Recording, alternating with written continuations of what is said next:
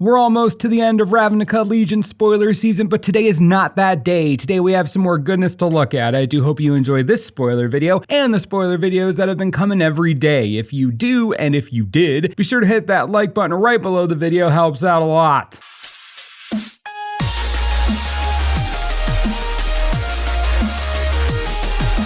Tome of the Guild Pact is 5 mana for an artifact. Whenever you cast a multicolored spell, draw a card. You can also tap to add 1 mana of any color. An absolutely solid commander card if I've ever seen one. This card has no color identity, is all upside all the time, and will forever be useful thanks to its first ability. Whenever you cast a multicolored spell, that's so good. Getting to universally fix is a good cherry on top, but we're here for that trigger. Spell slinging is at decks that focus a ton on multicolored spells, easy as pie to chain a bunch of spells with this, or even if you're not playing a spell slinging deck, what about green-white Tristani? You know how many multicolored cards are in that deck? White and green aren't exactly the best colors at card draw, at least without blue or black. So Tome can draw you cards. It can draw you a card off of Armada Worm or Growing Ranks or Advent of the Worm, you get what I mean. And this is true for so many multicolored commander strategies. It's a good include if you need something reliable that can help you draw cards. I like it. Hero of Precinct 1 is 2 mana for a 2/2 human warrior. Whenever you cast a multicolored spell, create a 1/1 human creature token. This card's interesting. It's a bear, which is perfectly fine with me, but if you can cast even a handful of multicolored spells, these human tokens are going to do work for you in the Convoke department. I'm thinking Tristani, March of the Multitudes, Night of Autumn, Amara, you see where I'm going. Not even going that far, the hero is a great limited card, a serviceable 2/2 with all upside. I know some are mentioning Modern Humans, but that deck is already good enough. This won't make it more powerful, and that deck already cheats most of its creatures onto the battlefield anyways with Ether Vial. They don't cast them. Regardless, Hero and Amara, gonna be best friends, pay attention to that. Lumbering Battlement is 5 mana for a 4/5 beast with vigilance. When it enters the battlefield, exile any number of other non-token creatures you control until it leaves the battlefield. The Battlement gets +2/+2 for each card exiled with it. Thank goodness this effect only lasts until it leaves the battlefield because wow, it could be so easily fought against. As it stands now, Lumbering Battlement can turn your tiny creatures into a battering ram or a wall. Already a 4/5, eating up 1 or 2 creatures will put it out of most damage-based removal and stop it from dying to most creatures in combat. The best place for this though, obviously Commander. It's a blink machine, letting you grab creatures, then bring them back by blinking the Battlement, then the Battlement comes back and you do it all again. Rune, Brago, the possibilities and hilarity are endless. Rough translation, Sentinel's Mark is 2 mana for an enchant creature or with flash. Enchanted creature gets +1/+2 and vigilance. If you cast a spell during your main phase, enchanted creature gains lifelink until end of turn. I think this card's a bit awkward, although I do like the fact that we have addendum on cards that aren't actually instants. I can't figure out if this card is okay or just bad as a flash enchantment that gives vigilance. You never want to flash in something to grant vigilance. So what we're looking at is a 2-cost Holy Strength. Casting it during a main phase to give lifelink? I don't know about that either. That's a big trade-off to say no to the combat trick. This is a tough call. I'll backseat it for now, but feels like a couple of random keywords added onto a flash addendum enchantment. Persistent Petitioners is 2 mana for a 1/3 human advisor. You can pay 1 and tap it and target player puts the top card of their library into their graveyard. Tap 4 untapped advisors you control to have target player put the top 12 cards of their library into their graveyard.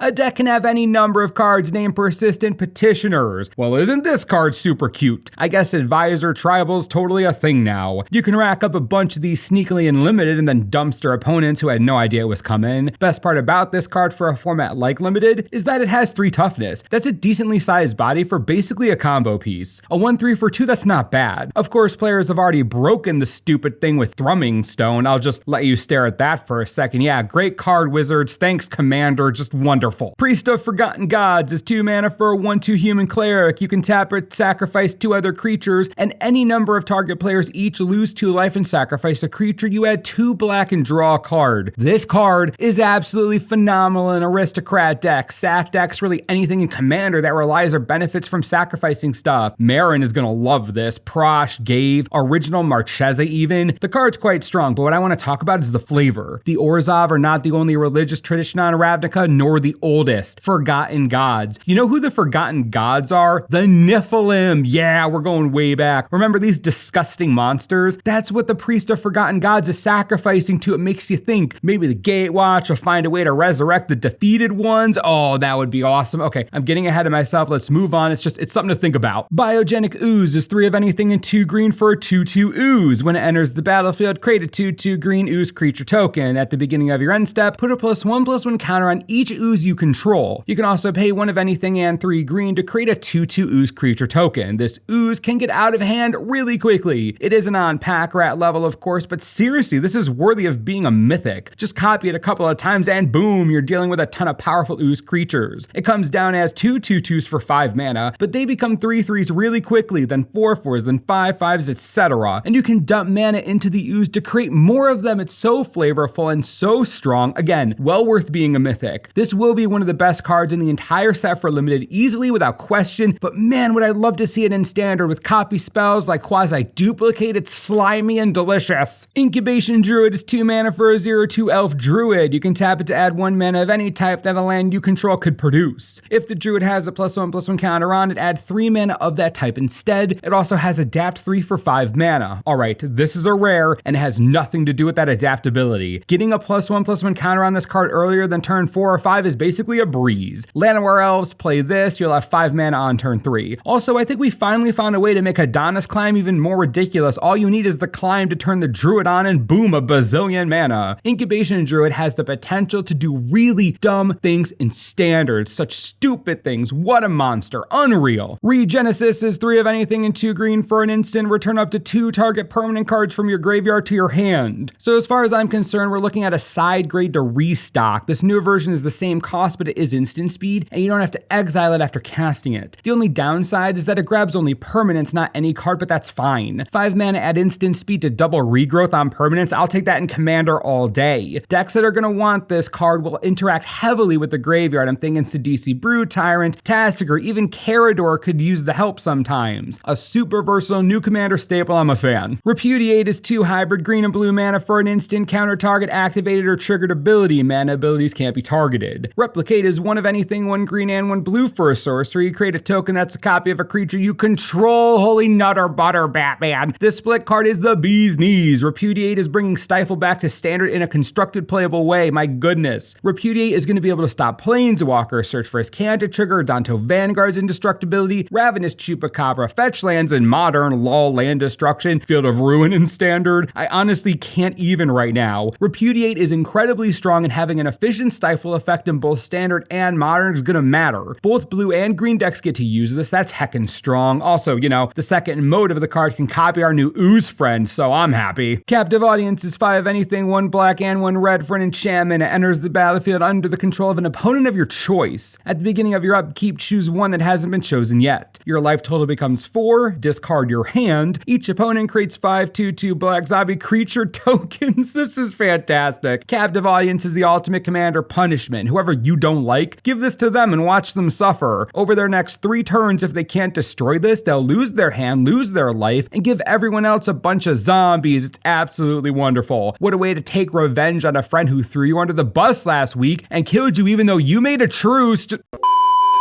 Anyways, the card is meant to create feel-bads. Use it for that purpose. It's beyond funny also, and we should have guessed this would happen. Little Fibblethip finds himself in the Captive Audience. Of course, where else would he be, the pesky little homunculus? Macabre Mockery is 2 of anything, 1 black and 1 red for an instant. Put target creature card from an opponent's graveyard onto the battlefield under your control. It gets +2/+0, gains haste until end of turn, sacrificed at the beginning of the next end step. Quote, the Rakdos put the fun in funeral. Absolutely brilliant. This card's hilarious. They take a dead body, pseudo-reanimate it for like 2 seconds, kind of, then throw it back into a pit. I'm not sure a card like this has any legitimate place anywhere, but +2/+0 and haste isn't nothing. Being instant speed is the best part about this card, allowing you great flexibility in using it. Not sure where I'd want this, but it's funny nonetheless. Collision is 1 of anything and 1 hybrid red and green mana for an instant. It deals 6 damage to target creature with flying. Colossus is 1 red and 1 green for an instant. Target creature gets +4/+2 and gains trample until end of turn. Whoa! This split card may be just an uncommon, but it is a strong one. So much versatility, and for only 2 mana on each side in both instants, that's phenomenal design. What a masterpiece of a split card. Perfectly main deckable. Cards like this should be the future of split cards. Ever want to include Plummet in your main deck, but couldn't justify it because your opponent might not have flyers? Now you don't have to worry about it. Main deck that flying hate, because if they don't have flyers, who cares? +4/+2 and trample something to death. Gorilla's getting such good cards. Sunder Shaman is double red and double green for for a 5/5 giant shaman. It can't be blocked by more than one creature. Whenever it deals combat damage to a player, destroy a target artifact or enchantment that player controls. Sunder Shaman is a real beating. Coming down as a 5/5 for 4 is already nasty, but then it does have pseudo evasion, able to control combat to a certain extent. By not allowing group blocks, the shaman forces your opponent to use a kill spell, combat trick, or giant creature to stop the shaman. That's exactly what the Gruul want to do, force inconvenient use of resources. Sunder Shaman is a solid limited card. Ravnica Allegiance full release is right around the corner, but we still got to see some great cards for both constructed and limited formats. I really want to know what you're thinking about the guilds and the set in general now that we've seen a good deal of the powerful stuff. Personally, I think split cards are going to be a big deal over the next few years. Their power and versatility are getting stronger and stronger with each set, but that's just one man's opinion. Let me know what you think in the comments and we'll talk about it. Also, stay tuned to the channel for the latest and most reliable Ravnica Allegiance news and information you could ever need. And as always, thanks for watching and we'll see you next time. This video is brought to you in part by TCGplayer.com. Ravnica Allegiance is releasing in only a couple weeks now, which means that now is a good time as any to get your boxes pre-ordered. TCG Player has them for sale right now, $97 each. If you don't have a local game store or yours is charging way too much, I got you back right here. Click the link on the screen for great prices, great service, and helps the channel out. So basically it's like charity. Don't you like charity? Dang right you do. Enjoy.